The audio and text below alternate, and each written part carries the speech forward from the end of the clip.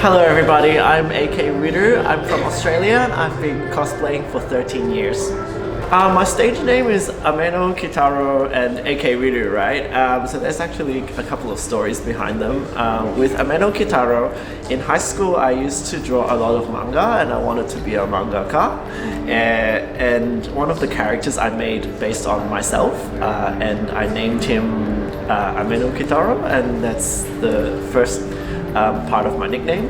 And then my Japanese friends like to call me Wirru because my actual name is Will and they can't pronounce the L, so they call me Wirru, and I kind of just took that on as a really nice nickname and I just started using it as my cosplay name. And I just realized that I wasn't very good at it. I still like drawing, but there was a lot of stuff that I wanted to create that I wasn't able to do in manga, so I started branching out into more creative things, well, like cosplay, because in cosplay you can sew, you can do woodwork, you can draw, and you can perform, and everything creative that I like in my hobbies come together in cosplay, and I think that was really cool. It was something that I couldn't do with just drawing manga. I went to my first anime convention. I went to my first anime convention in 2005, and it was because one of my friends noticed how much I like to draw manga and like to watch anime, and she said, you should go to this event, it will really interest you. And I went and I saw everybody dressed up, and I thought everything was really weird. But the following year I went back and I tried it. My favorite cosplay that I've done is definitely this guy. His name is the Azure Star-Lord armor set from Monster Hunter World. And me and my WCS partner Kay made it as a part of our entry for World Cosplay Summit 2019, where we won, yeah! We took about 7 months to make just this costume, and we put everything into it, and it's just become my favorite costume to wear and to show off. I generally don't redo any costumes just because I'm lazy, and once something is done I get bored and I wouldn't want to do the same thing again. But I think there is just one. I cosplayed Tidus from Final Fantasy X a long time ago, and I've actually remade him a couple of times already, but I want to do it one more time just to get it right.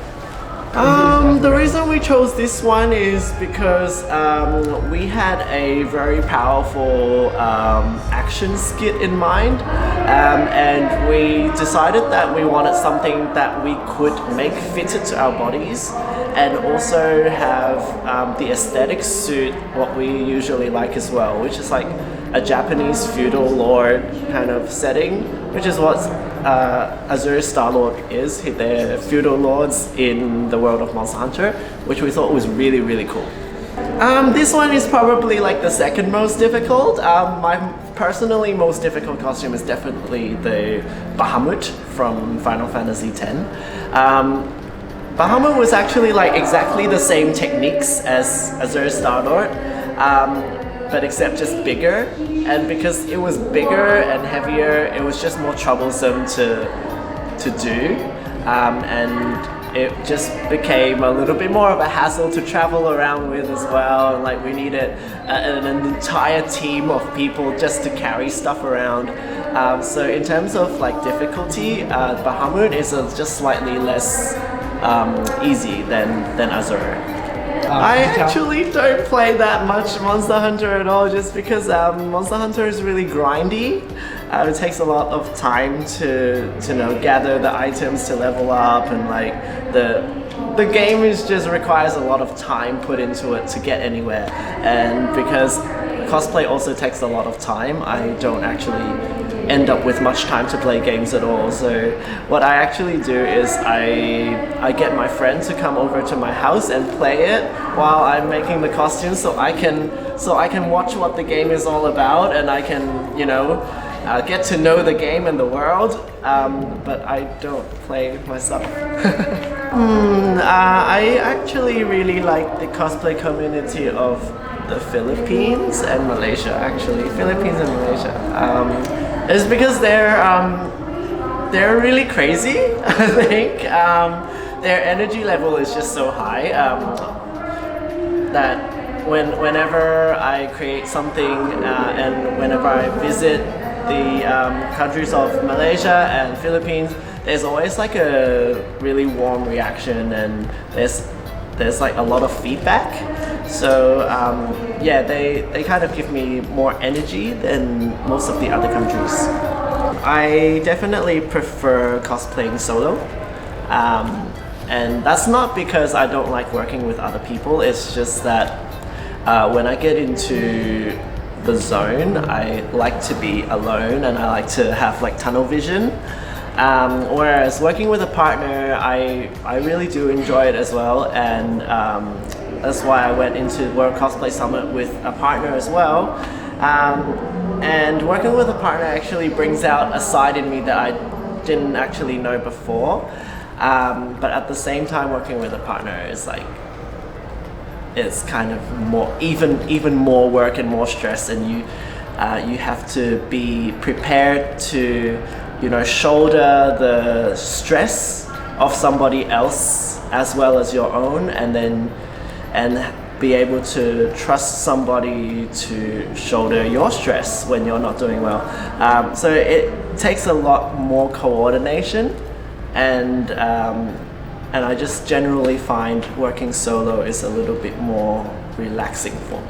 Oh geez, outside of cosplay, I'm not sure, just because I'm not quite that confident in my stage performance outside of cosplay, because I haven't done much. I'm not formally trained as well, so my entry point into a lot of these creative arts, like costume making, like performing, is through cosplay. So right now the comfort zone is cosplay, but if there is a chance to go outside of cosplay to do those things, I'd probably take it. I don't know. I have no idea why I keep cosplay. I think I just enjoy being creative and staying up at night.